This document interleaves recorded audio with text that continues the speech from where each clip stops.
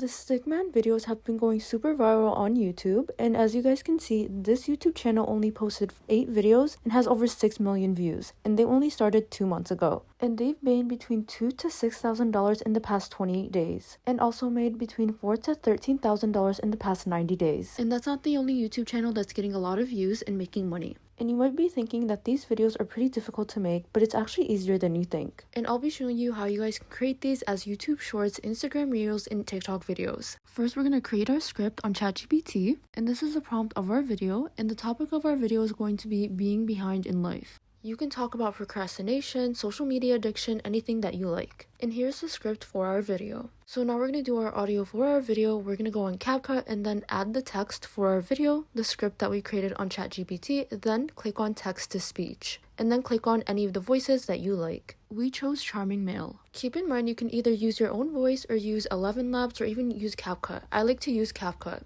And now we just did it for the rest of the video. Now we're going to click on the upper right hand corner to download our video. I'll go on Canva and then type TikTok video. That's what we want for our template. And then click on create blank. Now click on uploads and then we're going to upload our video that we created on CapCut.